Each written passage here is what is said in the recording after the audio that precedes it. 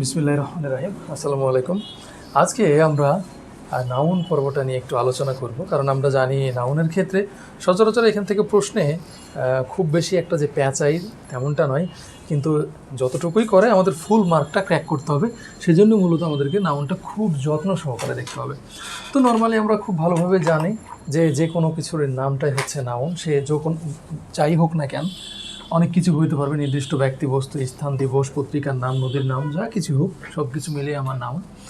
Normally noun হচ্ছে দুই প্রকার, একটা হচ্ছে কনক্রিট নাউন আর আরেকটা হচ্ছে অ্যাবস্ট্রাক্ট নাউন। ঠিক আছে, এখন কনক্রিট নাউন আমরা কোনগুলোকে বলবো? সহজ কথায় যেগুলো দেখা যায়, যা কিছুই দেখা যায় সেটাই হতে পারবে আমার কনক্রিট নাউন। এখন অ্যাবস্ট্রাক্ট নাউন যেটা হচ্ছে দেখা যাবে না, যেমন ভালোবাসা দেখা যায়, দেখা যাবে না, সততা দেখা যায়, দেখা যাবে না। তো এগুলো হচ্ছে আমার অ্যাবস্ট্রাক্ট নাউন। আমরা ধীরে ধীরে এই ব্যাপারটা নিয়ে আলোচনা করব। তো কনক্রিট নাউনের ক্ষেত্রে আমরা লক্ষ্য করছি, আমরা কনক্রিট নাউনকে আমরা টোটাল 4টা ভাগে ভাগ করতে পারছি। একটা হচ্ছে proper noun, common noun, collective noun এবং ম্যাটেরিয়াল নাউন। ঠিক আছে, ওকে। এখন যদি আমরা একটু প্রপার নাউনটা নিয়ে হালকা করে একটু আলোচনা করতে যাই, তাহলে আমরা দেখব প্রপার নাউন হচ্ছে নির্দিষ্ট ব্যক্তি, বস্তু, স্থান, দিবস, পত্রিকার নাম, নদীর নাম, দ্বীপপুঞ্জ, অনেক কিছুই আছে। তবে এখানে একটা জিনিস আমাদের খুব ভালো করে দেখতে হবে যে পৃথিবীতে যা কিছু একটা করে আছে সেটাও হচ্ছে প্রপার নাউন। যেমন হচ্ছে সূর্য, চন্দ্র, এগুলো সব কি প্রপার নাউন। হ্যাঁ, আমাদের মনে রাখতে হবে এখানে জাহাজের নামও প্রপার নাউন। টাইটানিক হইতে পারে। দিকের নাম পূর্ব দিক, পশ্চিম দিক। এখন এটাকে আমরা এই থিওরির মধ্যেও ফেলতে পারি যে পৃথিবীতে কিন্তু পূর্ব দিক একটাই আছে, পশ্চিম দিকও একটাই আছে, সেই কারণে এটাকে আমরা বলবো প্রপার নাউন। আচ্ছা, এখন প্রপার নাউনের ক্ষেত্রে আমরা একটা জিনিস খুব ভালোভাবে জানি যে প্রপার নাউনের আগে অর্থাৎ পূর্বে কখনো আর্টিকেল বসতে পারবে না। That's mean proper noun determiner গ্রহণ করবে না। যদি কোনো কারণে প্রপার নাউনের আগে আমার ডিটারমিনার দিতেই হয়, তাহলে সেটার প্রপার নাউন থাকবে না, সেটা তখন কমন নাউনে কনভার্ট হয়ে যাবে। ঠিক আছে, আচ্ছা। এখন আমরা যদি প্রপার নাউনটা নিয়ে আরেকটু কথা বলতে যাই, তাহলে আমার যে কোনো ব্যক্তির নাম, অর্থাৎ কামাল, জামাল, শামাল, রূপা, যাই কিছু হোক, এটা হচ্ছে আমার স্থান। হতে পারে ঢাকা, হ্যাঁ, এগুলো হতে পারে। আচ্ছা, তো মরুভূমির নাম, মনে করেন সাহারা মরুভূমি। আমরা জানি পৃথিবীতে মরুভূমি সাহারা একটাই আছে, সাহারা মরুভূমি আছে। যদিও অনেকগুলো মরুভূমি আছে, কিন্তু সাহারা মরুভূমি একটাই। হ্যাঁ, এইভাবেও আমরা চিন্তা করতে পারি। ঠিক আছে, এখন প্রপার নাউনের পরে আমরা যদি আরেকটু যদি চিন্তা করি, যে আমি আগেই বললাম প্রপার নাউনের আগে আর্টিকেল বসালে সেটা কমন নাউন হয়ে যায়। তবে আমরা এগুলো নিয়ে আরও বিস্তারিত আলোচনা করব ধীরে ধীরে, যেহেতু এটা হচ্ছে ক্লাসিফিকেশন অফ নাউন নিয়ে আমরা কথা বলছি। তারই পরিপ্রেক্ষিতে এটা বলবো যে কমন নাউন হচ্ছে নির্দিষ্ট কোনো ব্যক্তি বা বস্তু বা কোনো কিছুর এদের সামষ্টিক নাম, সামগ্রিক নাম বা কমন নাম। মনে করেন আপনি বললেন যে কামাল, কামাল যদি একটা প্রপার নাউন হয় তাহলে কামাল কি একটা মানুষ? তো তাহলে ম্যান হচ্ছে কমন নাউন। ঠিক আছে, এটা কমন নাউন। এখন ঢাকা যদি একটা স্থানের নাম হয়, তাহলে ঢাকা তো একটা সিটি, তাহলে এই যে সিটি, এই সিটি হচ্ছে আমার কমন নাউন। আশা করছি কমন নাউন বিস্তারিত আমরা আলোচনা করব কমন নাউনের ভিডিওতে। এখন কালেকটিভ নাউন কোনটা? আচ্ছা, এই যে মানুষ আছে, এই মানুষের মধ্যে অনেকগুলো ভাগ আছে না? মনে করেন কিছু কিছু মানুষ আছে, আর্মি আছে না? আছে তো, আর্মি। এই যে আর্মি, যে শব্দটা আমার অনেকগুলো মানুষের মধ্য থেকে নির্দিষ্ট করে নিয়ে কিছু আর্মি আমরা সদস্য পাচ্ছি, এই কারণে আমরা বলবো এটাকে কালেকটিভ নাউন।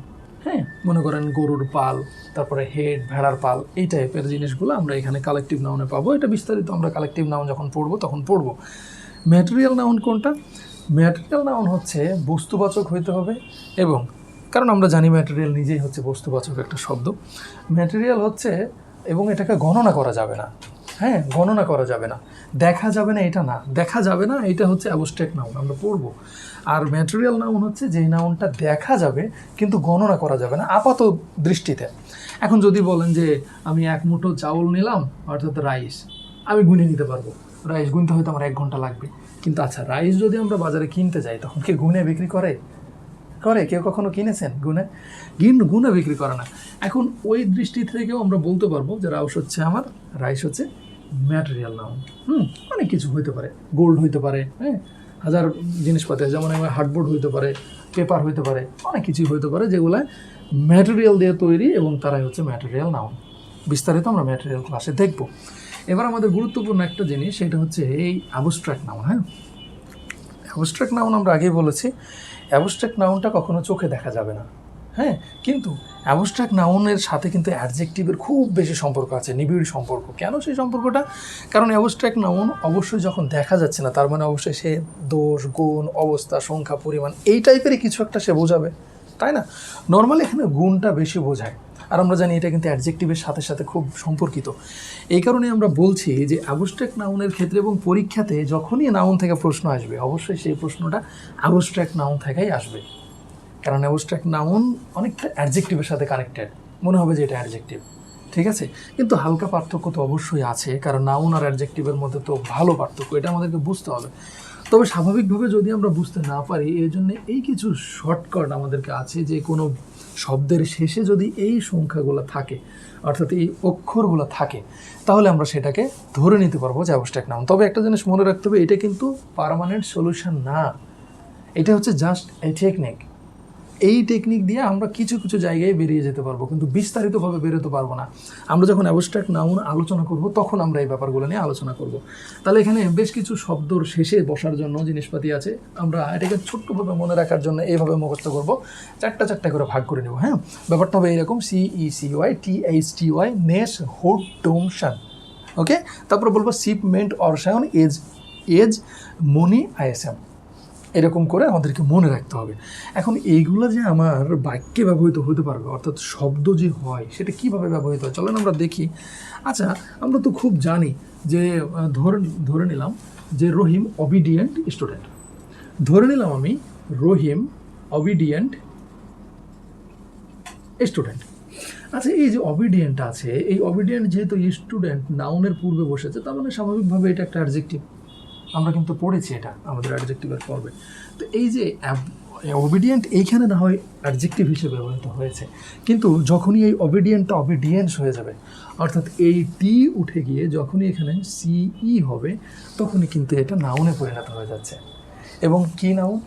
সহজেই বলতে পারবো আমরা, অ্যাবস্ট্রাক্ট নাউন। কেন অ্যাবস্ট্রাক্ট নাউন? কারণ কি দেখেন, অবিডিয়েন্স অর্থাৎ বাধ্য, অনুগত, তাকে কিন্তু দেখা যায় না। এখন কে অনুগত নয়, তাকে কি বাইরের বাহ্যিক দৃষ্টিতে দেখা যায়? দেখা যায় না। এখন আমরা যদি আরেকটা জিনিস নিই, আর্জেন্ট। ধরে নিলাম যে ডাক্তার ডাকো, খুবই আর্জেন্ট একটা ঘটনা ঘটেছে। হ্যাঁ, তো এই যে আর্জেন্ট এই শব্দটা আছে, এখন এই আর্জেন্টকেও কিন্তু, এটা যদিও এখানে অ্যাডজেক্টিভ, আমরা এটাকে খুব সহজে আর্জেন্টকে এই CY যুক্ত করে, এই যে CY, আমরা আর্জেন্সি, ঠিক আছে, এটাকে কিন্তু আমরা এই অ্যাবস্ট্রাক্ট নাউন করতে পারবো। আরও কিছু উদাহরণ আমরা এখানে লিখে দিয়েছি আপনাদের সুবিধার্থে, যাতে আপনারা বুঝতে পারেন। যেমন হচ্ছে obedience, urgency, truth, honesty, kindness, childhood, wisdom, emotion, friendship, agreement, mentor. হ্যাঁ, তারপর হচ্ছে কনজারভেশন, ম্যারেজ, টেস্টিমনি, সোশিয়ালিজম। তো এইরকম অনেকগুলো শব্দ আমরা আরও পাবো। তবে আরেকটা জিনিস খুব ভালোভাবে আপনাদেরকে মনে রাখতে হবে, যে এই নাউনকে যদি জানতে হয়, তাহলে আপনাকে গণনাযোগ্য এবং গণনা নয়, কাউন্টেবল, আনকাউন্টেবল, এই ব্যাপারটা নিয়ে খুব বেশি দক্ষ হতে হবে। কারণ বেশ কিছু জায়গাতে আপনার গন্ডগোল লাগিয়ে দেবে এই ম্যাটেরিয়াল নাউনে। তখন এই ম্যাটেরিয়াল নাউন নাকি অ্যাবস্ট্রাক্ট নাউন, এইটা বোঝার জন্য, নাকি কমন নাউন, এগুলো বোঝার জন্য আপনাকে সহযোগিতা করবে কাউন্টেবল আর আনকাউন্টেবল ওই অংশটা। এটা আমরা ধীরে ধীরে আলোচনা করব। তো যাই হোক, সব কিছু মিলিয়ে আমার মনে হয় আপনারা নাউন সম্পর্কে হালকা হলেও অনেকটা ধারণা পেয়েছেন।